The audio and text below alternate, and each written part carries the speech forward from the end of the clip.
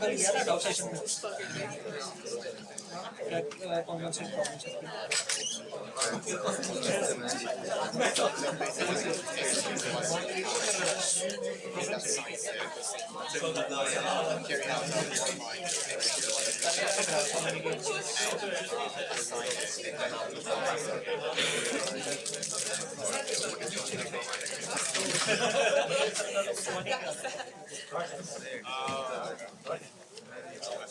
So yeah, for the wild bees,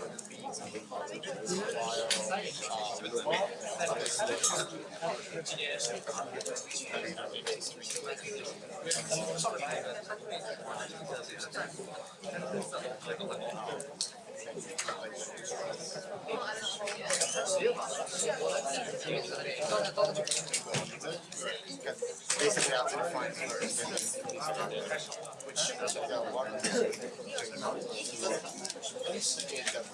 water यार मैं सोच रहा हूँ अल्टरनेट डेज पे बैठ जाते हैं जैसे हम वेडनेसडे पे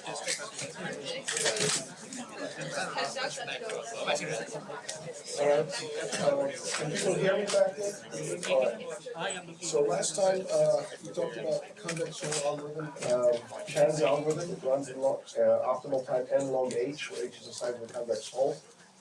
It combined, interestingly, two slower algorithms, Jarvis's March and Graham's Scan, into a faster algorithm. Any questions about any of that? This is what we did last time, the last half of the last time. So I want to talk about convex polygon intersection. To intersect two convex polygons, let's see.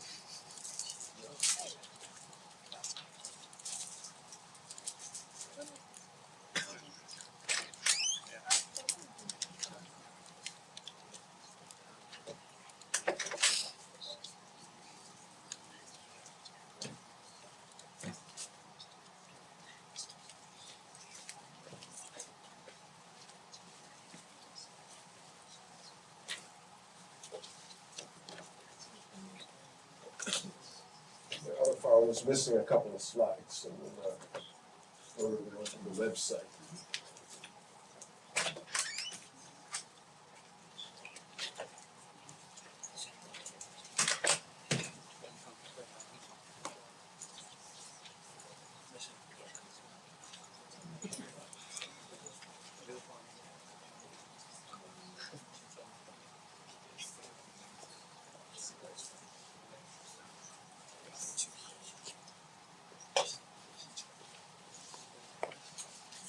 Yeah, there we go.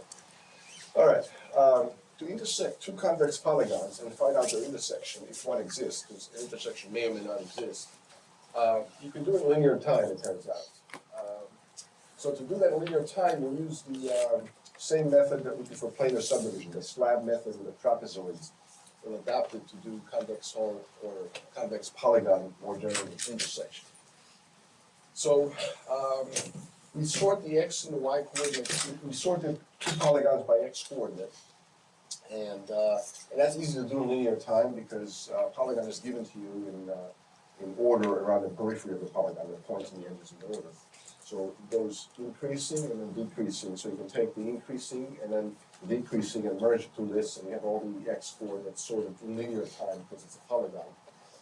And then you do this vertical slicing business, and you do it for both polygons. And so the scenario looks like this: we have a blue polygon, we have a green polygon, create all these vertical slices, and then partition into these trapezoids. Where you slice, you have these blue trapezoids for the blue polygon, and separately you have the green trapezoids for the green polygon. And you do that in every single vertical slice that goes through every point of both polygons, either one or the other polygon. And then you go slice by slice, and you intersect a blue trapezoid in that slice with a potentially green trapezoid in that same slice, if one is there. Right? Some slices have only blue trapezoids in them, some have only green trapezoids in them, and some have both. And so for the ones that have both, intersect the two. Intersecting two trapezoids can be done very quickly in constant time, because it's only 4 edges per trapezoid. Some trapezoids are degenerate or even triangles, so these are less than 4, 3 edges. So you can do these intersections slice by slice in linear time, in constant time per slice, for a total of linear time across all the slices. And then, once you have all these intersections in red, you stitch them left to right, one into the next, into the next. You basically go one at a time as you go to the next red intersected pair of trapezoids. You stitch that to the previous one, and you stitch the intersecting, you stitch the intersection of the two original polygons in this manner, one pair of trapezoids intersecting with each other at a time, with red as you go left to right. And basically that all happens in linear time, and so the total time to intersect two polygons that are convex is linear time total in the overall number of vertices across both polygons. How many get this approach? Okay. Any questions about that? Okay, so it's important that you see that it's in linear time, but nothing here takes more than linear time. So this generalizes to higher dimensions. You can intersect three-dimensional polygons, which are called polytopes, or even higher dimensionals than 3. And you can use this to intersect many convex polygons with each other to find the overall mutual intersection of all of them, not just a pair. Costs you a little bit more extra in time, but we'll see how that grows in a second. And this method also generalizes to unbounded polygons, as long as they're convex. Unbounded means they go off to infinity in some direction, potentially, as opposed to be completely enclosed in a finite area. So let's see how the unbounded one works. Pretty much the same way, but let's just go through it. So now some of the polygons, one of the two polygons can be unbounded. So this green one here has no bound in this direction. Right? The blue one is bounded, the green one goes all the way to infinity. The intersection is still well defined, with a bounded one intersecting with an unbounded one. The intersection obviously will be bounded, but it's the area common to both. So the intersection is in red here, and this green and this blue polygons, like that. So how do we find that if some polygons are unbounded? Well, exactly the same way as a minute ago. You do all these vertical slices. The unbounded one yields more vertical slices, and some of those slices can go off and be unbounded also. So, the slices in green here, let me backtrack.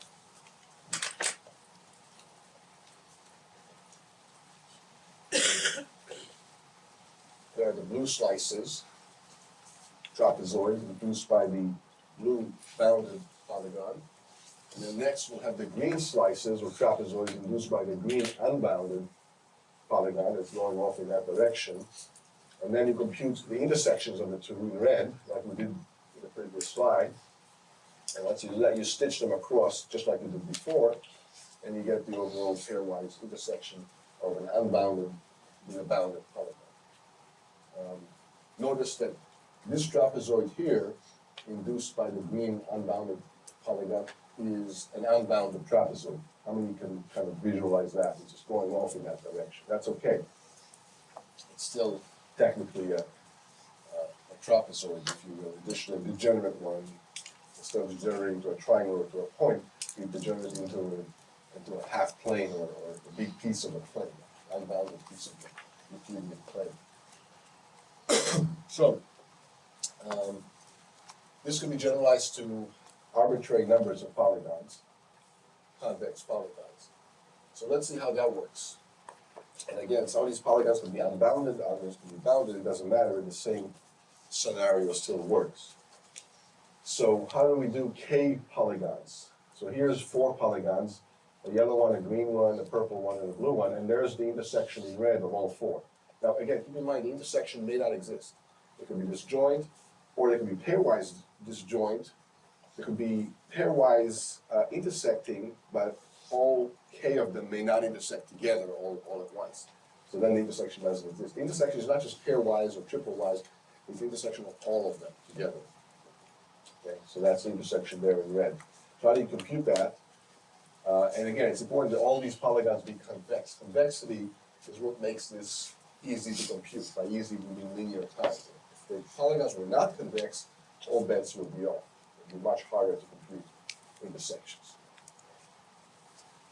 So the idea is to do divide and conquer. Intersect the first half of the set of polygons together, and then intersect the other half of the polygons together, and then intersect the 2 intersections. Because the intersection operation is both commutative and associative. You can do it in any order you want, and you still get the same answer. It's like addition.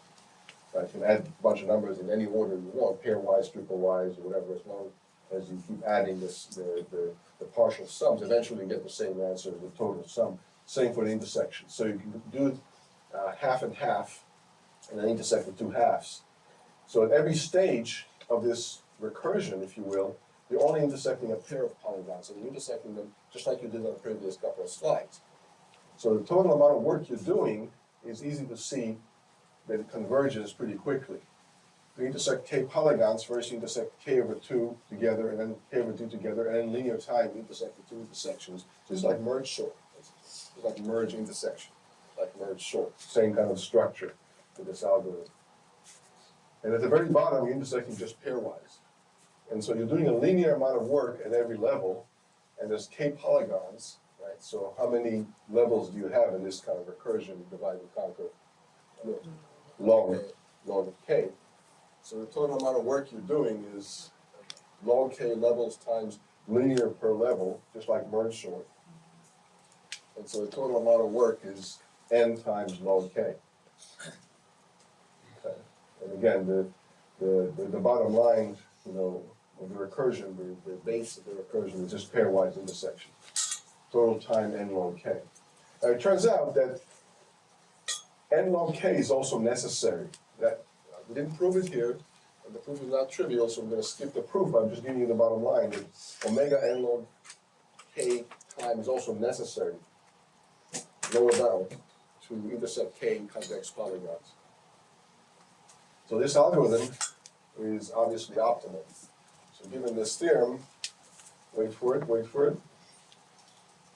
There we go. Makes this algorithm optimal.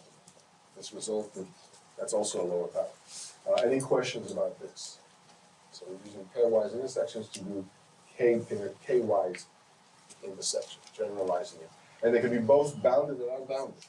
Any one of the polygons can be either bounded or unbounded, any can mix and match any combination of bounded and unbounded polygons. But they all have to be convex. Otherwise, this method doesn't work as it stands. You have to go to more complex methods to handle non-convex general polygons. Okay. Another interesting problem in computational geometry is the diameter of an object. The diameter is the pair of points of that object that are the farthest apart. So farthest apart pair of points. So you can do that with polygons, with point sets, with more complex objects. But what's the pair of points belonging to the object that are the farthest apart? So that's naturally called the diameter. It's how wide that object is at its widest point. Okay. So with convex polygons, it turns out you can do that very quickly. In general, it may take more work, but for convex polygons, it can happen quickly. Find the farthest pair of points. Now, if you didn't care about time or efficiency, what's a brute force method of doing this? Every pair. Look at every pair, right? And then you'll know, measure the distance for every pair. How long will that take? Every pair. And squared. So obviously, it works, it's simple, but it's not efficient. It's much better than n squared. And first, let's show a lower bound. Obviously, it's not going to happen quicker than linear time, because you have to look at every vertex. One way to see that it's not going to happen in linear time, in less than linear time, in sublinear time, is consider such an example where all the points are in a circle.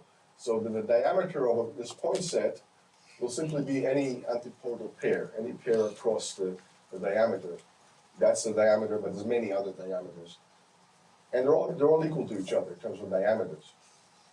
And so that will be the answer.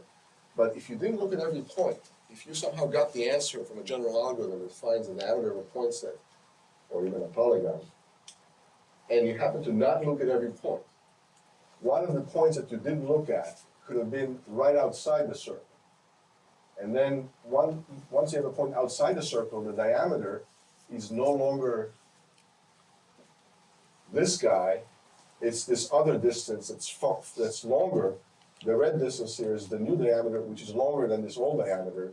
It's farther away. How many can see that? And then that could have been the point that you didn't look at. And if that was the case, you couldn't have known the diameter is the red, because you haven't looked at that point. You would have assumed it was this other diameter here that's shorter. So that's basically an argument that every point must be looked at. We made a similar argument for the minimum of n things, requiring to look at every single item. Because if you didn't look at one of the numbers to find the minimum of n numbers, one of them could have been a Google or minus a Google, and you wouldn't have gotten the right answer if you didn't look at everything. So that's an obvious lower bound that's linear. So it turns out that you could also have an algorithm that will solve it in upper bound linear, which makes the algorithm, linear time algorithm, optimal. Okay, so we already talked about the quadratic time if you look at all n choose two pairs, but you might do better if you do some sort of a binary search for every point, look at the farthest point using some binary search. Because if you have a point here and you want to look at the farthest point from it, you don't have to look at every other point. What you can do, because they're sorted in polar angle, what you can do is look at the points that are farther and farther away and hop in that list in a binary search kind of fashion to look at to find the farthest point away relative to that point. And there could be a couple of ones that are farthest away. Like this is the farthest in this direction. So the distance goes higher, higher, highest, and then lower, lower, lower. Because the green is smaller than the red in terms of total distance. And then it can increase again. But it's still not, it's not going to wildly change up and down and up and down. It's going to increase and possibly decrease and then increase again. And so you have this kind of Twin Peaks kind of phenomena. And you can imagine how you can do a binary search on these points in blue, around the periphery of the blue polygon there, to make sure that you find the farthest away in some sort of a binary search. So for every point you want to find the farthest away, and as n points, and to do a binary search, it's like logarithmic time per point, and it's kind of an n log n algorithm. Just so you don't think that quadratic is the only kind of naive way to do it. There's a slightly less naive way to do it that can be done in n log n. But we're still going for linear, so we're going for something that's even better than that. So here comes the linear time algorithm. But first, let's note that the diameter of a polygon, of a convex polygon, is the largest distance between any pair of points. And another way of characterizing the diameter is if you have a parallel pair of lines that are parallel to each other, that both are tangent, that touch, they're tangent to the polygon. Of all such parallel lines that touch the polygon on both ends, the diameter is the largest separation of any such pair. How many believe that? Okay, it's straightforward. It's not an axiom. It's a theorem. We have to prove that. It's not hard to prove that. Intuitively, it's pretty straightforward. So here's an example of a diameter. It's not the largest diameter, but the diameter is the largest distance between any such two tangents in red. Okay. There's a tool in engineering. It's called a calipers. Caliper is a tool that keeps a pair of planes parallel to each other as you vary the distance between them, and it's used to measure the width of irregularly shaped objects. How many have seen calipers or have seen them? Okay, good. So, you know, you can measure the width of a human head, you can measure the width of a, you know, some oddly shaped object like an orange or a pear or whatever. And mechanics use this all the time when they work on engines and so on. So in a sense, we want to create like a computational caliper to measure the diameter of this object. Because if you take this caliper and you kind of rotate it around the object, you know, if you have a caliper that's kind of spring-loaded, but only goes up in terms of distance, not down, and you start rotating it around some object, and it can only expand but not contract, eventually when you finish a full rotation, that separation of the caliper will be the diameter of this object. How do you get that? That's kind of a mechanical analog of the algorithm we're about to see. And in fact, that's what we call the algorithm we're about to see, the rotating calipers method. But it's a computational version of this mechanical analog that you can actually do in the real world. All right, so find the horizontal max x, max y tangents. That's easy to do in linear time. Find the max x, the max y and the min y, and that's the two red lines here now, the two tangents above and below the object, which is the polygon. And then start rotating it. So you rotate it until it hits the next point. And you always measure the distance between these two red lines every time you rotate it to the next point and to the next point. So literally, we're kind of rotating this pair of calipers in red here. Then rotate it some more until it hits the next one. The next one, by the way, will be either on one of the red lines or on the other of the red line. You're not sure which, but you look at both combinations. Okay? And measure the distance between the red lines at this point also, which can be done in constant time for a pair of fixed lines. And then anchor the line at this next point, which was here, and rotate it one more time, like this, until it hits the next point, either on this red line or on the other red line. And keep doing this. How many can see what's going on here? Yeah, it's pretty straightforward, it's intuitive, right? It's the rotating calipers. And then you keep going. And you keep going. And look, the distance between the red lines, they're always parallel to each other. Varies depending on how thick or how thin the object is at that level of angle of rotation. But eventually you'll know what the maximum angle was as you keep rotating it around. And until it hits an edge, the distance between the two lines remains constant. So you don't have to worry about what happens between the lines hitting the next edge or the next point or the next. There's not much happens in between. So when I say rotating the calipers computationally, I don't mean continuously through every single infinite number of values of the real number, which is the angle, but only discretely to the next, to the next, to the next. So the calipers are not really computationally rotating smoothly like in reality. They're jumping to the next, to the next, to the next. I mean, how many understand that? So, the analogy breaks down a little bit there. It comes from continuous to discrete, and you really want it that way. Otherwise, it will take forever to do. Literally forever to do rotation. You have to go every value in between. There's infinite number of your numbers for the angles, right? But by the time you're done with this rotation, you'll know what the maximum separation was of these two red lines when you finish a full rotation. Do you have to do more than one rotation? No, because then you'll just get the same result over and over and over again. You've done one rotation, and you know the entire set of possible separations. And that's it. And remember, these points are sorted by polar angle when you're given the convex polygon. And so you always know what the next point or the next point or the next point is in constant time as you're doing this rotation. So the entire algorithm, how fast does it run?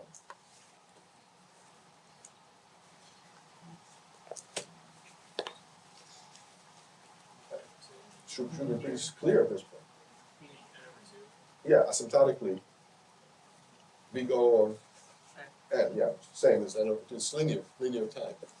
So in linear time, you'll finish this rotation. So in an animated kind of continuous way, it kind of looks like this. And these dotted lines here, These dotted lines here are all the distances that we're measuring as these two pair of parallel calipers are rotating around in every possible way. Any questions about any of this? Pretty intuitive, right? And it's pretty clear that it's linear time.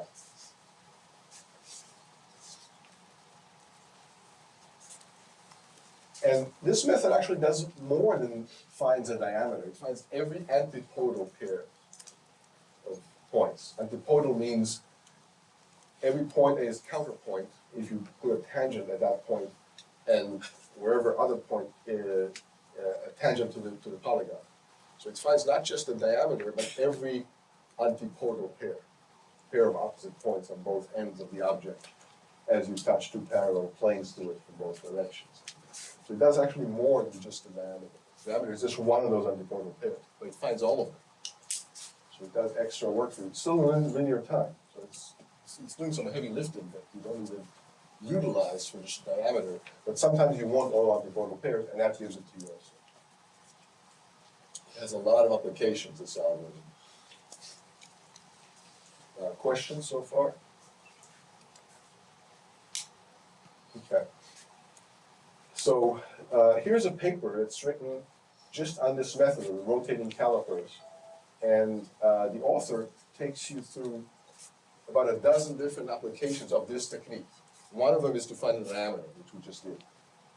But this technique of rotating caliper is so powerful and so intuitive, so efficient, that it can be used to solve dozens of other problems. Let me just show you a few, just for good measure. See how much mileage you're getting out of this simple technique. So we already talked about the width or the diameter of a convex polygon. That's like application number one. And there's dozens of others. You can also find the minimum area enclosing rectangle. So you can rotate two parallel planes and two orthogonal planes, so that's always a rectangle, and you keep rotating it, you keep track of the area of this rectangle as you rotate it, and it only changes at discrete values, which are the vertices of this convex polygon. And at the end, you'll find the smallest enclosing rectangle.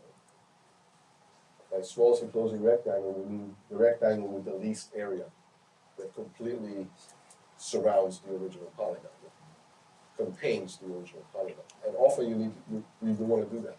So this linear time will get you that too. How many can see how that would work, the rectangle? So instead of just one pair of lines, have the pair and the other pair all form in tangent at right angles to each other. And as you rotate this rectangle around, you'll change its width and height, but you keep track of the area at any moment of change, which is where the next vertex is hit, where the next vertex is hit. And eventually you'll know what the minimum rectangle in terms of area is enclosing the original polygon. So that's one more application of the rotating calipers. Another one, find the maximum distance between two convex polygons. And how will that work? So we have two polygons, and you have to find a pair of points, one on the first polygon and one on the second polygon, that give you the maximum distance between them. Again, rotating calipers around the two polygons, but now you're rotating them around the two polygons simultaneously, not just one.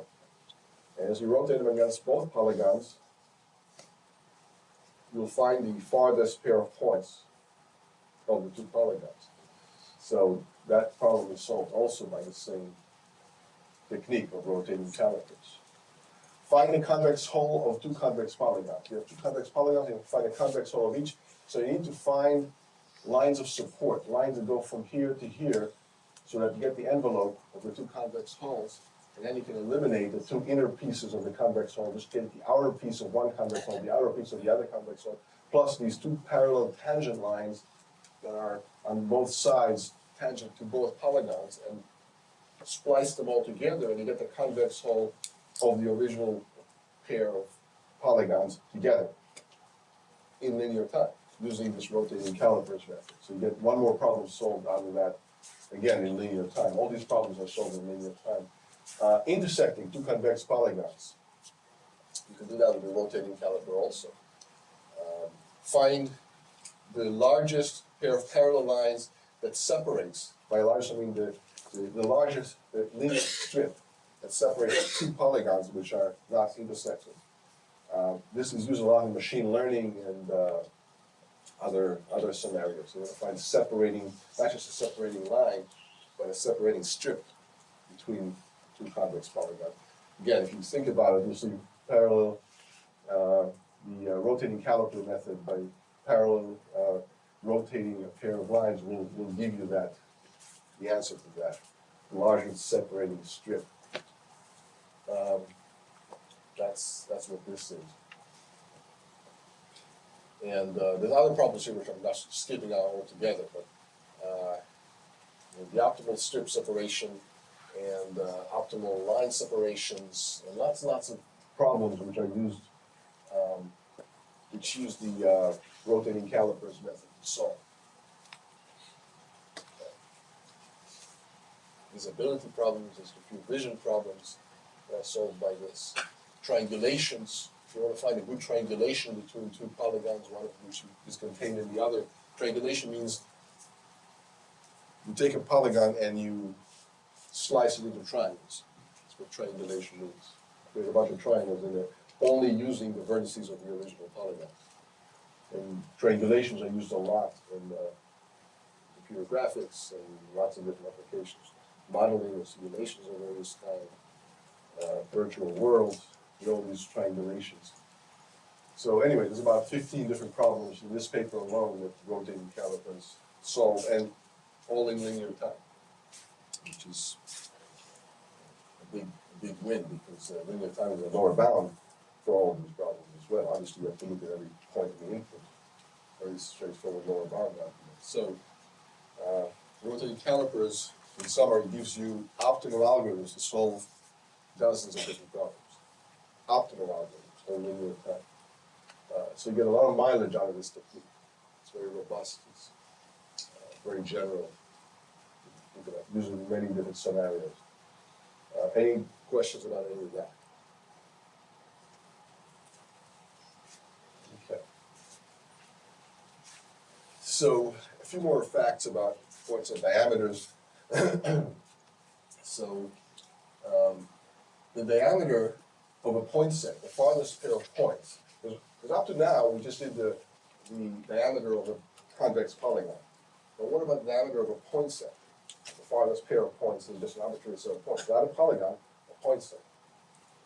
Well, it turns out that you can show pretty straightforwardly that the diameter of a pointset, the farthest pair of points, is equal to the diameter of its convex hull. How would you believe that? You see it kind of intuitively. I mean, it requires proof, but the proof is pretty straightforward.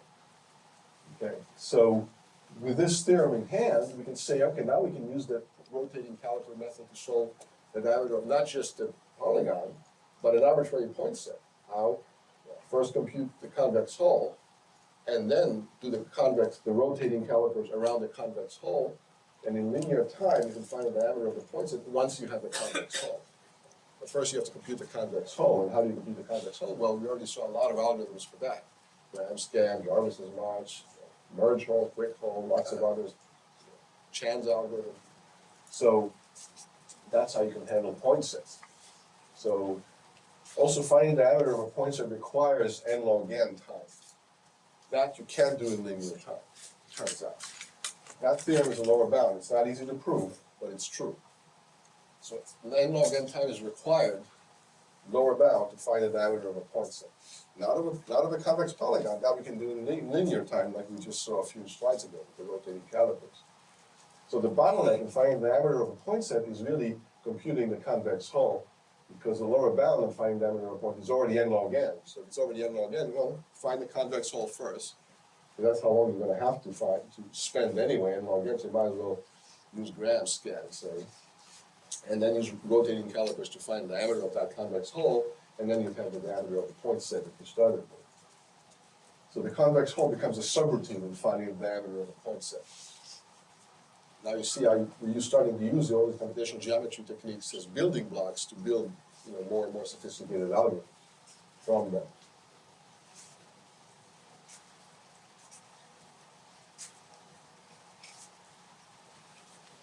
So because we can find the diameter of a pointset by first computing convex hull using gram scan, which takes n log n time, and then doing rotating calipers in linear time, that's an optimal algorithm to find the diameter of a poinset because of this lower bound technique. Right? So we just proved the optimality of this approach right there. Right? The optimality of what? Of using n log n time to find the diameter of a poinset. So first find the convex hull, so using gram scan, and then use rotating calipers on that convex polygon, like we did a few slides ago. Okay. But we can do even better than that, because we can use Timothy Chan's algorithm for convex hull. It runs in time n log h, not just n log n. Right? So if you use Chan's algorithm, remember how that works? It finds, uses, merges gram scan and Jarvis's march in kind of a divide and conquer kind of approach, fuses them together. So the diameter of a poinset can be found in time n log h, not just n log n. And notice that this bound of n log h doesn't break the upper bound of n log n, because h could be as high as n. So then they'll be the same. But if h is lower, it'll run faster. It'll run in time n log h, not n log n.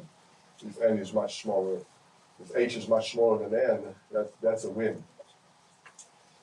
And this, another reason why this doesn't break the bound, besides not being general, and the bound is in general, is that this bound is given in terms of not just the input, but in terms of the output h, not just the input n, the input parameter n, the number of points, but the convex hull size h.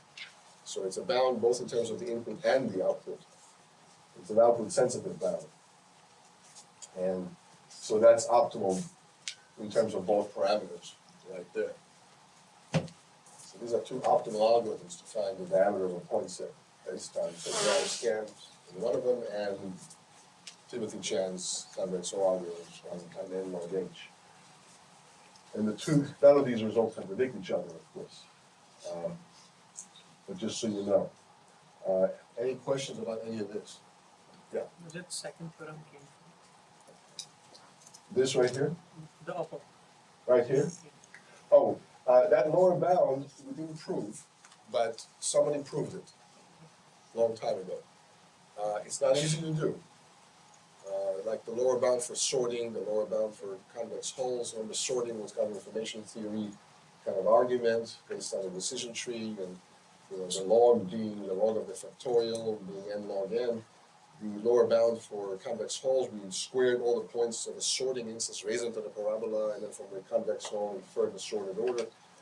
This argument right here is more complex than either of them, so I'm not gonna present it here.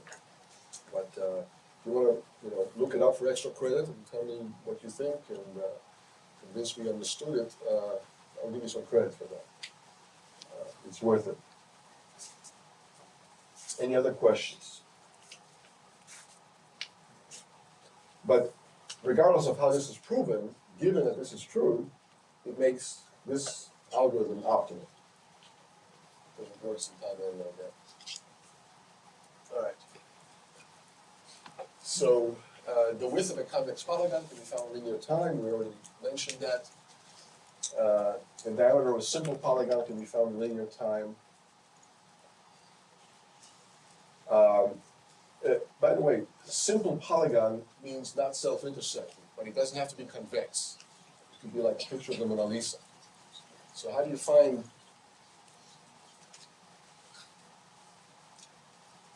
the diameter of an arbitrary simple polygon in linear time?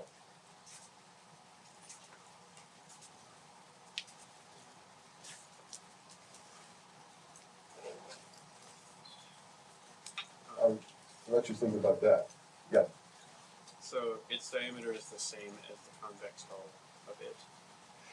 Yeah. So you can do a gram scan and figure out the convex version of it. Yeah. You use gram scan and then use rotating calipers, but you just spend n log n time.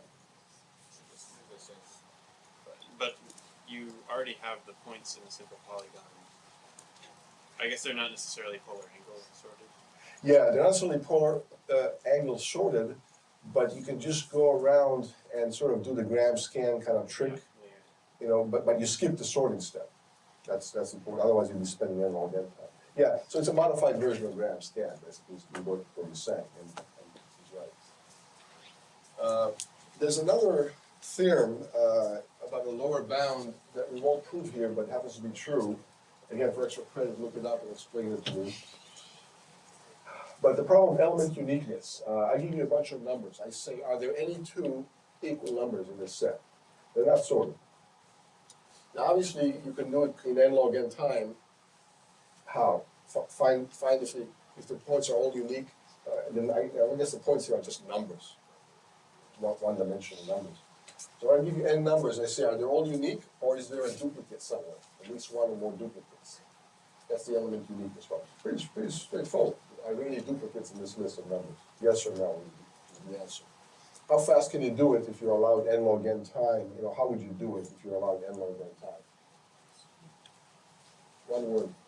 Sort. Yeah, and then go down and sort of this, and you'll find the duplicates. They'll be right next to each other, right, in this sort of order. It turns out that there's no faster way to do it than that. Because you're not being asked to sort it. You're being asked to just the yes/no question, the Boolean query of yes/no, is there a duplicate or isn't there? So the answer is just one bit. Sorting has to return an entire list of stuff, so maybe that's why it takes n log n. No, this one takes n log n also, and the answer is just one bit. Are there any duplicates or not? It's not trivial to prove, so we're going to skip the proof here. But it happens to be true. But this result, remember this result, because we'll use this theorem, this result of n log n lower bound on element uniqueness, to prove many other things later on. Many other lower bounds and other interesting things. Okay. So that sorting approach turns out to be optimal right there. That's what we're saying, given that this is true, this lower bound is true. Okay. Sort and then look for duplicates that are right next to each other in the sort of order. We do one big linear scan after the sort. Turns out there's no faster way to do it than that. Okay?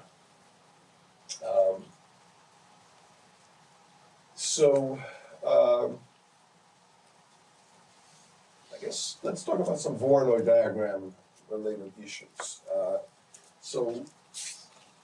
Voronoi diagrams are basically, they capture proximity information. So you have a bunch of points in the plane. And by the way, all these concepts, including diameters and everything else, generalized to higher dimensions, and not even just Euclidean spaces, but other kind of metric spaces, and not even non-metric spaces. So you want to compute the set of points closer to a particular designated red point here than to any other blue point in the set. So what would that look like? Basically a convex polygon like that.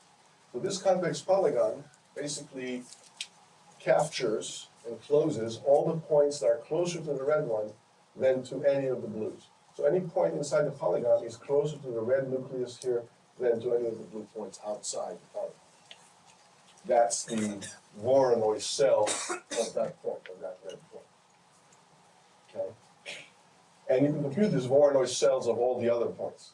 That's what they look like. So some of those Voronoi cells are unbounded. And by the way, it was invented, this kind of proximity diagram was pioneered, defined, and invented and explored by Dirichlet and Voronoi back in the 1800s, before computers even.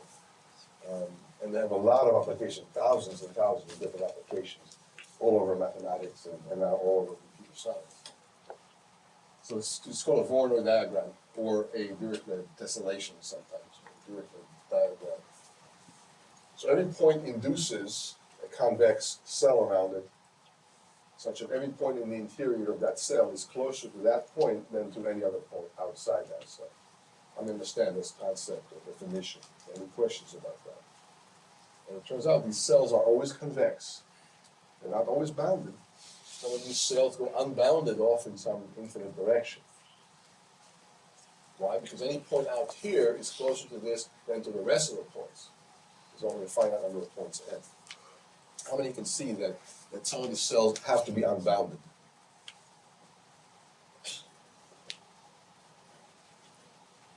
And this concept generalizes to arbitrary dimensions. 3 dimensions, it'll be kind of polytopes, convex polytopes around each point. And it'll be a 3D configuration with still some cells unbounded pointing in every direction. Okay. And in fact, the picture on the cover of this book is of the Voronoi diagram and its dual, which is a binary triangulation. It's such a basic concept that the two authors of the computational geometry book decided to put it on the cover. It's that important. And it's in chapter 5, specifically in section 5.5, it starts talking about these Voronoi diagrams. How many have started looking at this book, by the way? Really? How many are aware that it's been on the class website from day one? Okay. How many downloaded? Okay, so at least you downloaded it if you haven't looked at it. Okay, I'll give you credit for that. That's good. But open it up and start looking at it. That'll be even better.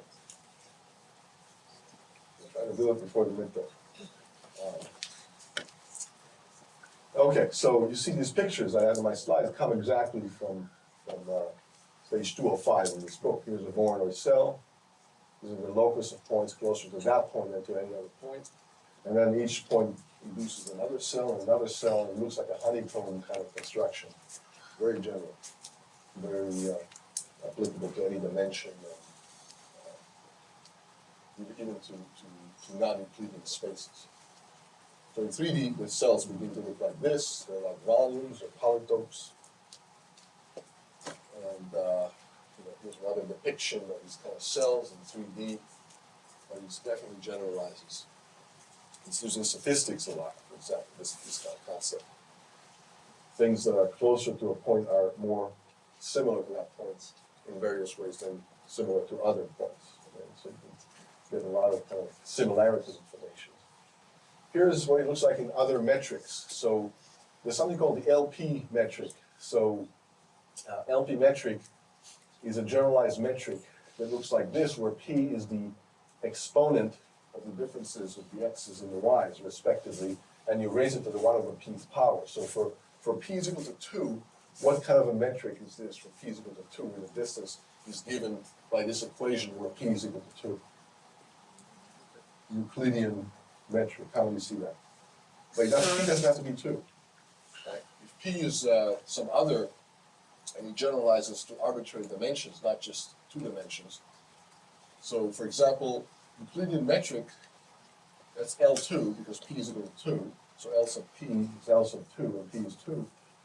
You get the Voronoi diagram that looks like this, but in another metric, let's say L1, where the Voronoi diagram is very different now, it's called the Manhattan metric, because it's just a difference in x's and a difference in y's. Really raised to the first power and taking the 1 over p power, but p is 1 in the L1 metric and the Manhattan metric. So you just get delta x plus delta y. No exponents, no square roots. And it's called the Manhattan metric. Why do you think it's called the Manhattan metric? After New York, yeah. So it's like one distance from each block, it's like distributed. Yeah, because the streets in Manhattan are all rectilinear, they're all right angles to one another. So the distance, the walking distance from one point to another point is the distance over on the avenues and the distance over to the streets. How many streets up and how many avenues across? How many get that? And because you can't go diagonally through a block, there's a building there. So that's why it's called the Manhattan metric, and it's a very important metric in VLSI design and architectural drawings and simulations and all sorts of things. And there's lots of other different metrics. Plug in any P and you get a different metric. And by the way, the P doesn't even have to be an integer. It could be a real number in general, a fraction or a real number. But this is the exact same point set. Look, the points appear in the exact same positions, x's and y. But the metric, the distance, is defined differently, and so the Voronoi diagram looks very different than for the other metric, even though it's the exact same point set. So distances are defined differently in different metrics. Right? And often you want to change metrics or use non-conventional metrics or some esoteric metric for whatever reason. And it works out for that problem domain. And then you can have dynamic Voronoi diagrams that change with time because the points are moving, or new points are being added and old points are being deleted, or in general they're just moving. So here's a simulation of a Voronoi diagram that changes in real time as the points move. And so you can kind of see the effect of motion on these points. You see some cells are growing, others are shrinking, and the ones on the periphery are always the unbounded ones that go off to infinity. So not all cells are bounded. Some cells kind of swap around as the points move past each other. That's always not easy to come up with this simulation. Here's a simulation in 3D. So there's points in there that are moving around, and the two-dimensional cells, like soap bubbles, are kind of varying with time. That's a 3D analog of the dynamic version of the Voronoi diagram problem as the points move around. And by the way, this is all in Euclidean metric, not in Manhattan metric or Chebyshev metric, which is sometimes known as L infinity, which is the max the max of delta x and delta y. That's the L infinity norm, Chebyshev metric. Just FYI. Any questions about anything so far? Yeah. The polygons will say convex always. Yeah. So you can prove mathematically that the locus of points closer to a given point than to any other point will always form a convex polygon.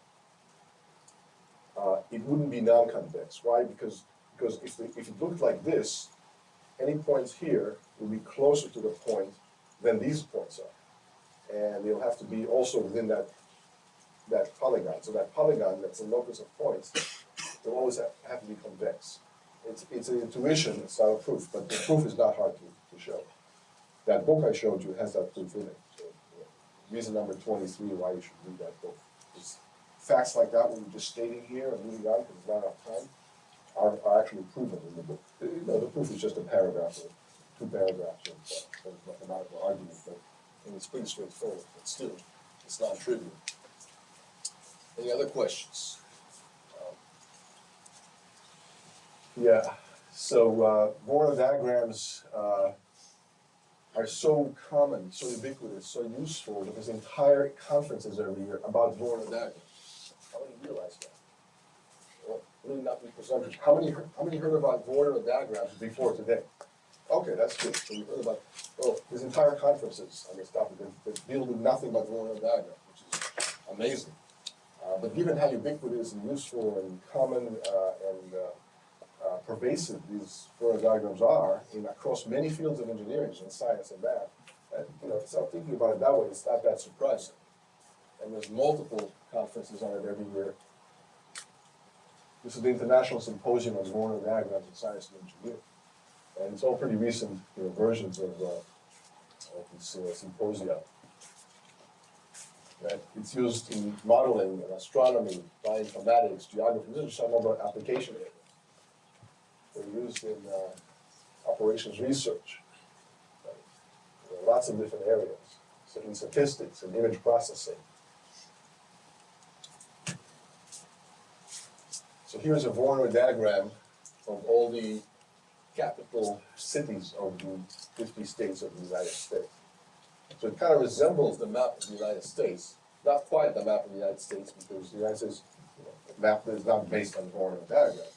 It's based on geographical and historical accidents, coincidences, but still, that's an interesting depiction of the U.S. And the Voronoi diagram of all U.S. airports looks like this. Why is that important? The Voronoi diagrams of all the airports in the U.S. When is that important? This specific diagram. In case of emergency, airborne emergency, how many let's do that? Yeah, I mean, the present computer better have a good grasp of this diagram because, in case of emergency, ideally, we should be redirected to the closest airport, not some airport that's far away. So as you fly around between these cells across the United States, you always want to know the closest airport to you, or at least your computer better know, so that in case you need to land in a hurry, you don't have to travel very far. Yeah. For global flights, if this influences flight patterns, so like for safer routes to go. Yes. Yeah. He's asking, does this kind of diagram or something equivalent influences flight patterns? The answer is absolutely does. So sometimes planes take a longer route because they're more closer to certain airports in case something goes wrong, and they have to do an emergency landing, or there's a situation, or even terrorist takeover of the plane or whatever, and it needs to land in a hurry, or for whatever reasons. Sometimes flight plans take that into account. And there's the big routes in the sky. You don't want to take routes that stay away from major airports, most of the route, and have these distances to the nearest airport be very far away. The closest airport, the entire route, is at least 1,000 miles away. That's not a very safe route for a lot of reasons. Unless it's completely unavoidable. Like, if you're flying across the Atlantic and there's no there's no airports because there's no land masses, still, you want to minimize the airborne time far away from airports once you get close to land. Or you fly several planes together across a few miles apart, and they can keep an eye on each other. If one gets into trouble, the other pilot can immediately report and maybe hover around or until help arrives or something. Or you try to fly over places that has cruise ships close by below you. Cruise ships have these routes also. So you can kind of pair up planes with cruise ships. In case the plane goes down, there's a cruise ship 10 miles away that can come and throw the lifeboats in the ocean and save people and not let them freeze like that movie Titanic. Anyway, but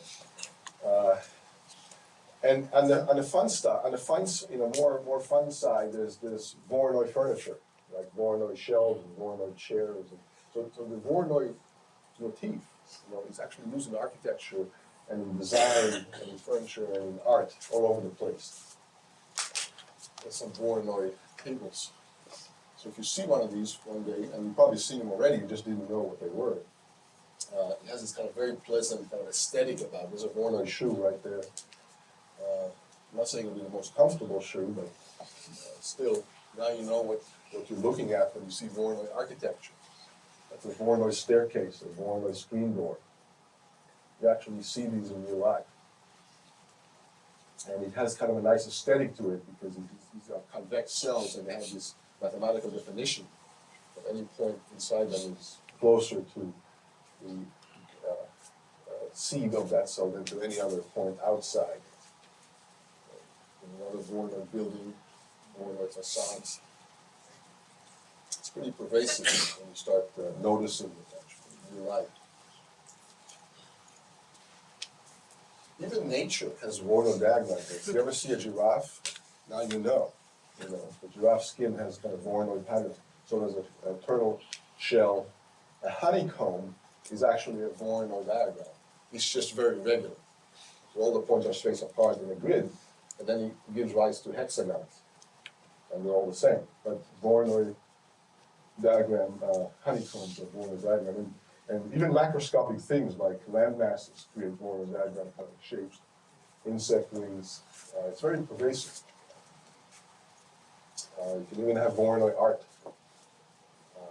So if you're doing a TSP TSP art, right? Remember we saw the Mona Lisa and one giant close and curve. How many are doing this kind of project for the class? A few people. That's okay. It's good. You may want to consider it. You can throw in some Voronoi kind of spin on it as well. Not just TSP and not just LSD, meaning spanning trees, but create some Voronoi art. So there's another idea for a term project for you. So for example, you take a picture and you make this kind of Voronoi art out of it. So you kind of tessellate it like that, almost like a mosaic kind of an effect. So I'm just showing you a few examples of Voronoi art. There's the Voronoi Mona Lisa. We already saw the TSP traveling salesman tour Mona Lisa earlier. It's a famous Japanese drawing made into Voronoi format. There's a Voronoi cat. Any question about any of that? So that's a term project idea right there. So look pretty neat. All right, so back to the mathematical side. So a Voronoi cell is unbounded if and only if the point associated with it is a convex whole point. You can prove that. The book that I showed you, Barata and Shaman's text, it proves this theorem. It's not hard to prove, it's a couple of paragraphs of argument. So there's an interesting relationship between the unbounded regions of the Voronoi diagram and the convex hull. Right? These unbounded regions, the points associated with these unbounded regions are the convex hull. Which suggests that if you have the Voronoi diagram, you can get the convex hull for free. Just take the points associated with the unbounded regions, and those are the convex hull points. Right? And here I'm highlighting them in red. These are the convex hull points. So if you have the Voronoi diagram, you can compute the convex hull points from it in linear time, which essentially is for free. Anything you can do in linear time is usually for free, because you have to look at the input anyway. The input is already linear in size. So there's a convex hull related to the Voronoi diagram. In fact, we're about to see that the Voronoi diagram captures a whole lot of other concepts in computational geometry. Proximity kind of information, and farthest distances and closest distances, and convex hulls and triangulations and lots of other things. So it's a unifying concept.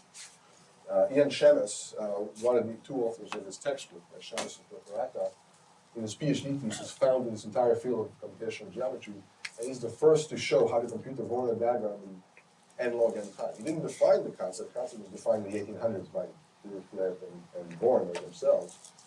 But he's the first person that showed that he can compute it efficiently in n log n time. Before that, we didn't know how to compute it fast.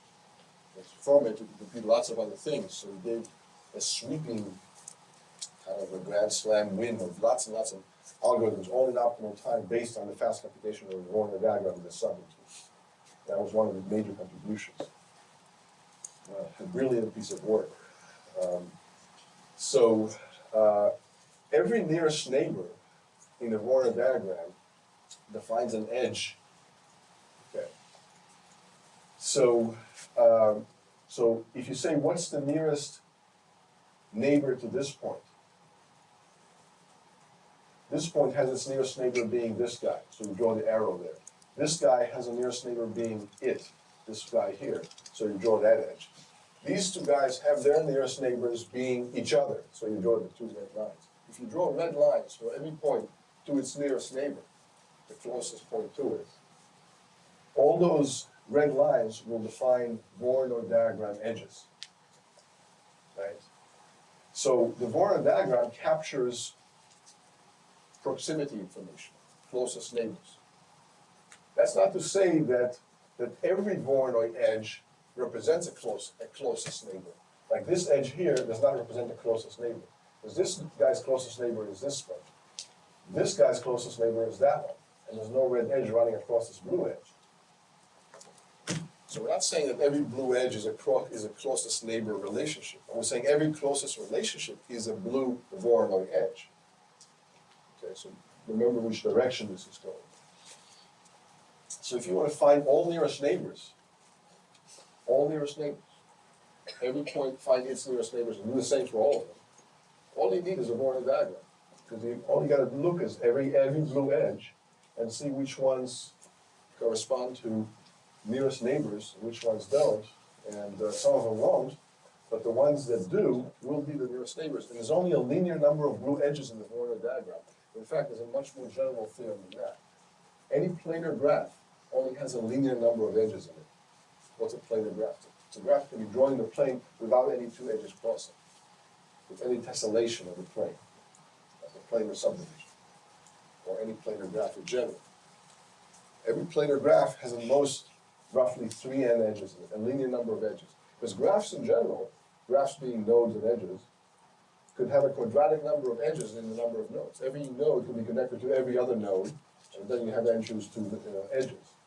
So the number of edges in a graph can be quadratic, but the number of edges in a planar graph is not quadratic, it's linear. And a Voronoi diagram is a planar graph. It's a very special kind of planar graph, specifically. Okay? So Voronoi diagrams yield all the nearest neighbors for free. And if you know all the nearest neighbors, you know the closest pair as well. It's just one of the n pairs of nearest neighbors.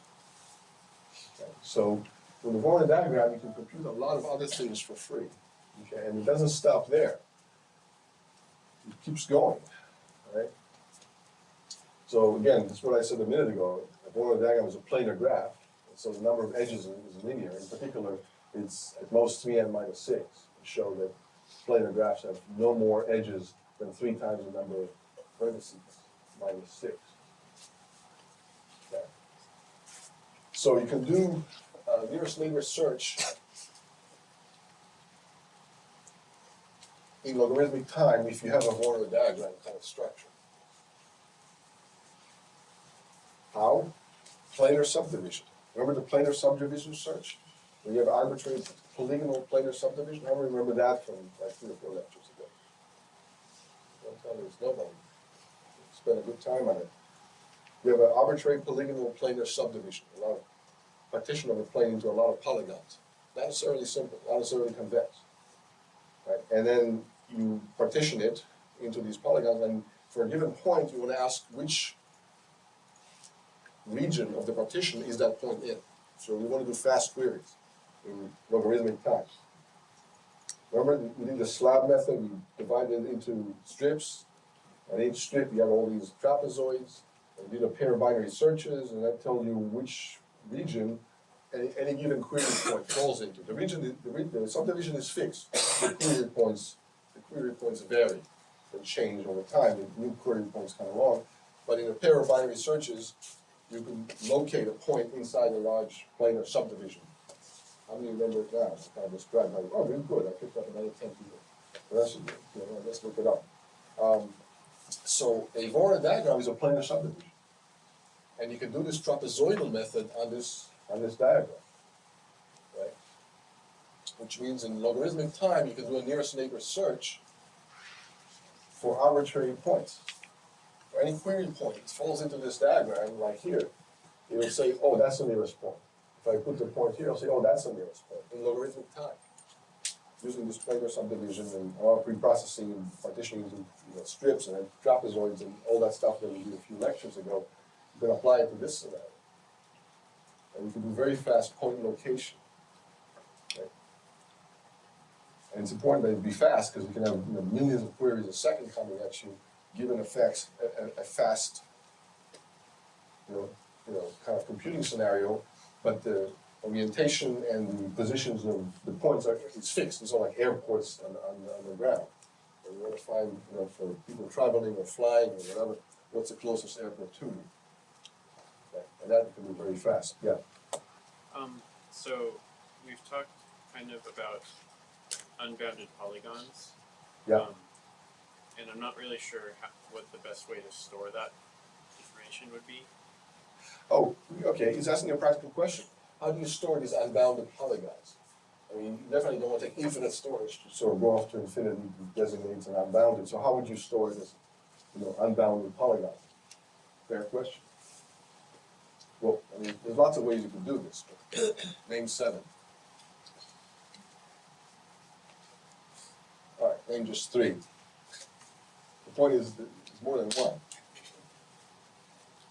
How would you store this unbounded polygon in some disciplined way so that your algorithms recognize it as such, an unbounded polygon? Yeah. Series of overlapping points. Yeah, you can store it as, most simply, you can probably store all the edges.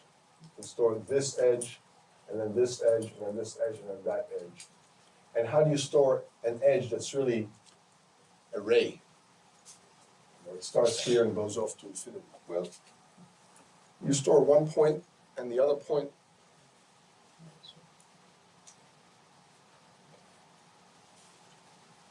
You just say it's a direction. It's sort of a vector. It's a vector starting here, pointing in that direction, arbitrarily far. So it's not a 2-pointed segment, with 2 points being the endpoints of the segment. It's just a vector at this point in this angle. And the other edges, just store them as pairs of points, 2 endpoints. Another way of storing, like what he was alluding to, you can store that polygon as a bunch of half spaces, a bunch of half planes. So take this half plane here, and say everything above this half plane, everything above this half plane, everything above this half plane, above I mean on one side and not the other side of the half plane, and then everything to this side of that half plane, and it's the intersection of all these half planes, is this unbounded polygon. Implicitly, you say it's the intersection of the following list of half planes. How do you define a half plane? It's like a linear inequality. Linear inequality. How do you get that? So a bunch of linear inequalities will get you that too. But that's a little more implicit, because to actually find a polygon, you need to then compute the intersection of the half planes, which can be done quickly, by the way, but it's a process. You're probably better off just storing the segments and or vectors for the unbounded segments. And there's lots of other ways to do it. But we just need two ways of storing it inside the program. So. All right, so with planar subdivision search, you can find quickly points, which region a point falls in for a Fourier point. And here I'm showing you the animation from a few lectures ago that we just talked about, just to refresh your memory. Right, form these slabs or vertical strips. I'm using these vertical strips, partition each into trapezoids. And these trapezoids, fill the strips, and using a binary search in the vertical direction, and first a binary search in the horizontal direction, find each strip, and then each strip, each trapezoid. So, that's the beauty of these subroutines. Now we can use them in larger and larger, more complex methods and algorithms to do bigger things. Any question about any of that?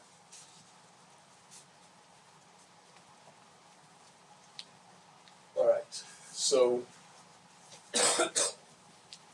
if you start to connect points that lie on neighboring cells of these Voronoi diagrams, so basically if you connect this point to this point, and then this point also to that point, but don't connect this point to that point because these are not neighbors, their cells don't touch each other. So only connect points whose Voronoi cells touch each other, are neighbors. Once you start doing that, you get a triangulation. And it's not just any triangulation, it's called a Delanoë triangulation. And that was invented by Boris Delanoë in the early 1900s. And it's called a dual of the Voronoi diagram sometimes, because you replace these edges with other edges that cross these edges. The red edges cross the blue edges. You connect points whose blue Voronoi cells are touching each other, are neighbors. And this triangulation is very interesting because it has really cool properties. It maximizes the minimum angle of any triangle over all triangulations, it turns out. Because when you want to compute triangulation, first of all, computing triangulations is not easy. It takes a while to compute them. And the Voronoi diagram gives you them for free. For free, I mean linear time, assuming you have the Voronoi diagram on your hands. And why do you want triangulations to begin with? What's the use of a triangulation? Well, in finite element analysis and modeling and simulation, and lots of other areas, architecture and computer-aided design, you need triangulations to create a simulation of a non-polygonal object, but using polygons to approximate it. Okay. So even in graphics, when you have a little bunny, in a video game or virtual reality simulation or some sort of a movie animation sequence, you have a bunny. It's not really a bunny. It's about 100 million polygons. How many know that or seen that or heard about it? So everything is made of polygons in computer graphics and simulations and animation. It's just so many polygons and they're so small that it looks like a continuous curvy object, like a fluffy little animal. But it's really a bunch of polygons strung together.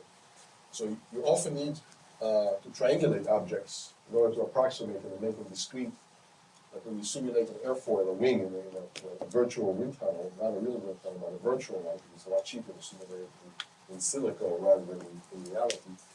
You need to convert the wing into a bunch of polygonal objects that simulate the overall curvature of the wing, and you don't want very long slivery triangles, you want kind of short, stubby ones. Right? Because the simulation involves locality. Things only interact with things that are close to them, not with things that are far apart. The principle of locality to the universe.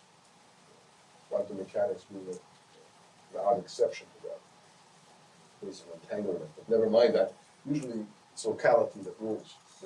Things here all interact with things that are close to them. And if they're going to interact with things that are far away, they first have to interact with a series of proximity interactions until it gets far out, but not directly.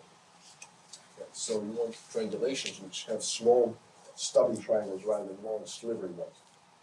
And the linear triangulation is the winner of all these possible triangulations. The triangulation is not unique. There's usually an exponential number of possible different triangulations for a fixed point set. The linear triangulation maximizes the minimum angle of any triangle over all such triangulations. Amazingly enough, that's not easy to prove, but it's true. So that's what this says here. That's a theorem. And in the book, it actually proves that. So again, if you want a triangulation, not just any triangulation, this gives you, the Voronoi diagram gives you a very nice triangulation for free. Again, free we mean linear time. And you can compute a minimum spanning tree from it for free also. Okay. So it turns out that a minimum spanning tree is a subset of the nonlinear triangulation, always. What's a minimum spanning tree? It's a tree that spans all the points that has least total weight. By weight, we mean the sum of the lengths of all the edges. So it turns out that this red nonlinear triangulation always contains a minimum spanning tree inside. And because it's a planar graph, it's only a linear number of edges, it really greatly reduces the total number of edges you have to consider when computing a minimum spanning tree, which means now you can compute minimum spanning trees very quickly if you have the Voronoi diagram first. So you see the Voronoi diagram unifies and ties together all these other seemingly separate problems and gives you a lot of different solutions to a lot of different problems for free, assuming you had it to begin with. And that's one of many reasons we study these things. Right? So all these problems, nearest neighbors, closest pair, triangulations, Euclidean minimum spanning trees, they're all doable in n log n time given the Voronoi diagram. Actually, so the Voronoi diagram is really the bottleneck in many other algorithms and subroutines to solve many other problems. Right? Now it turns out that there's a lower bound of n log n on all of them. So all of them can be done in n log n time. Okay? There's an n log n lower bound required for all these problems and many others. I'm just showing you like five like archetypical problems that the Voronoi diagram is kind of unifies and ties together. So basically the Voronoi diagram can be used to solve all these problems in n log n time, right? Assuming you can solve the Voronoi diagram in n log n time. That's the big if, that's the big trick to do that. Right. So basically, it means all these algorithms are optimal right there. Wait for it, yeah, there we go.